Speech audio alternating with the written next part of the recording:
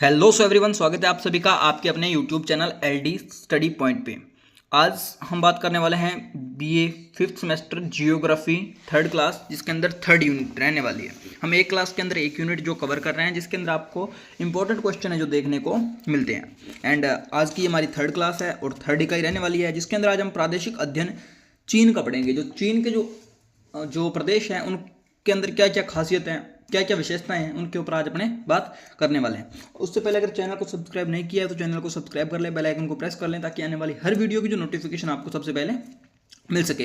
यदि आप इसकी पीडीएफ प्राप्त करना चाहते हैं तो आपको स्क्रीन के ऊपर नंबर दिख रहे हैं, डायरेक्ट आप वहां से मैसेज कर इसकी पीडीएफ प्राप्त कर सकते हैं। एंड ग्रुप वीडियो की डिस्क्रिप्शन में आपको व्हाट्सअप चैनल का लिंक मिल जाएगा, जिसके थ्रू आप डायरेक्ट व्हाट्सअप चैनल ज्वाइन कर सकते हैं, ताकि आने वाली हर नोटिफिकेशन और महत्वपूर्ण गैस पेपर्स आपको सबसे पहले मिल सके। तो चलिए शुरू करते हैं आज की क्लास को। इसके अंदर आज का हमारा पहला क्वेश्चन रहने वाला है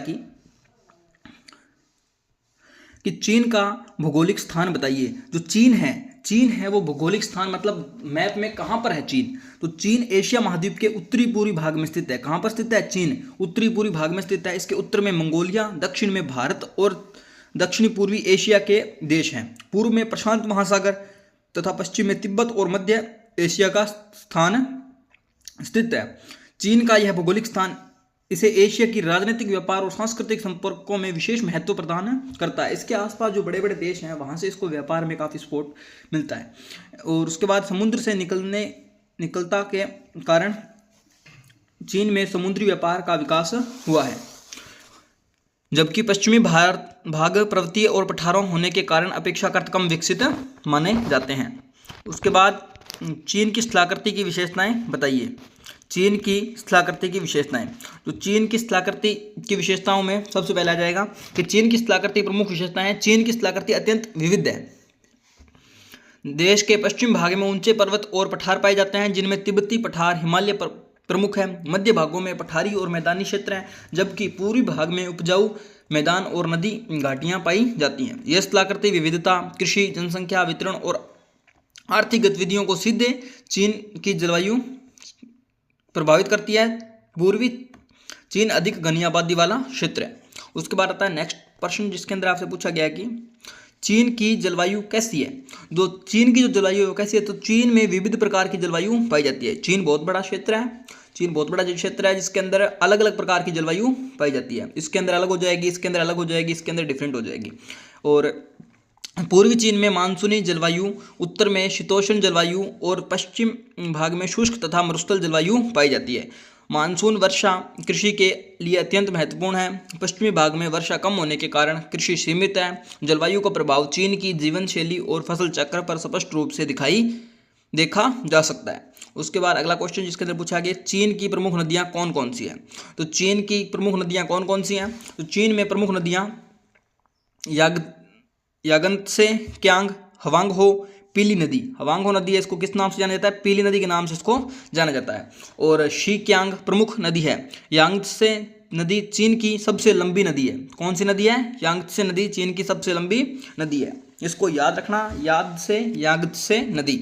और उसके बाद आता है कृषि, परिवहन तथा जलवायु विविध के लिए अत्यंत महत्वपूर्ण है। हवांगहो नदी को चीन की सभ्यता की जननी कहा जाता है। और इन नदियों के किनारे घनी आबादी और विकसित क्षेत्र पाए जाते हैं। चीन की जनसंख्या की विशेषताएं बताइए। इसके बाद नेक्स्ट क्वेश्चन है चीन की जनसंख्या की विशेषताएं। तो चीन की विश्व का सर्वाधिक जनसंख्या वाला देश है। अब चीन दूसरे नंबर पर आ गया है। फर्स्ट पे कौन आ गया? इंडिया फर्स्ट पे आ गया है, चीन सेकंड पे आ गया है। जनसंख्या का वितरण असमान है। जनसंख्या का वितरण असमान है, मतलब कि किसी क्षेत्र में अधिक है, किसी क्षेत्र में कम है। और पूर्वी मैदानों और नदी घाटियों में जनसंख्या घनत्व अधिक है। पूर्वी मैदान है जो नदी घाटी वाला एरिया, जहाँ पे अच्छी फसल हो सकती है, रहन सहन की अच्छी सुविधाएं, वहाँ पर जनसंख्या अधिक पाई जाती है। जबकि पश्चिमी पर्वतीय मरुस्थलीय भागों में जनसंख्या बहुत कम है।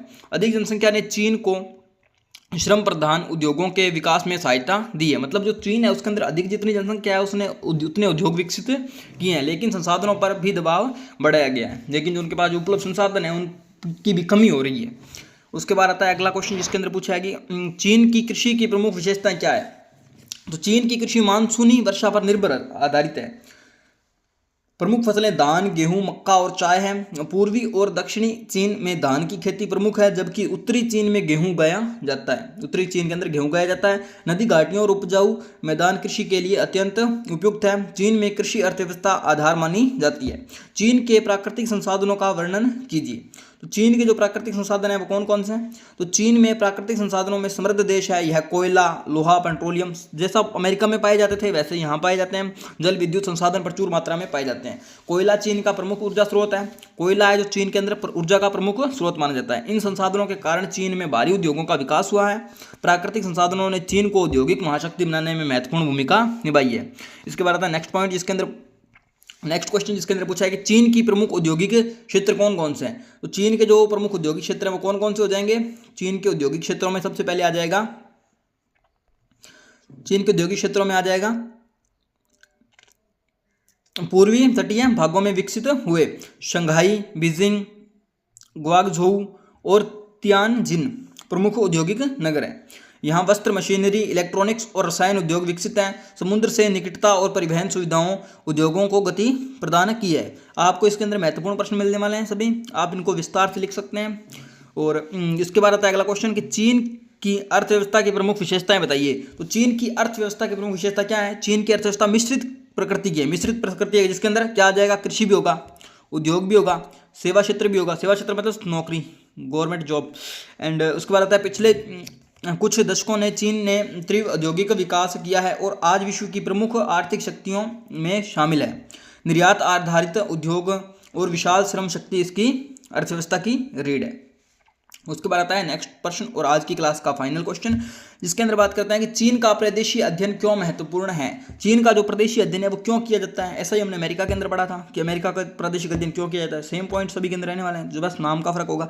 चीन का प्रादेशिक अध्ययन इसलिए करना महत्वपूर्ण दिखाता है कि चीन किस सलाह करती, जैसे अमेरिका की सलाह करती, इंडिया की सलाह करती, ऑस्ट्रेलिया, ब्राज़ील, कोई सा भी हो, उसके अंदर जलवायु, संसाधन और जनसंख्या किसी देश के आर्थिक और सामाजिक विकास को प्रभावित करती है।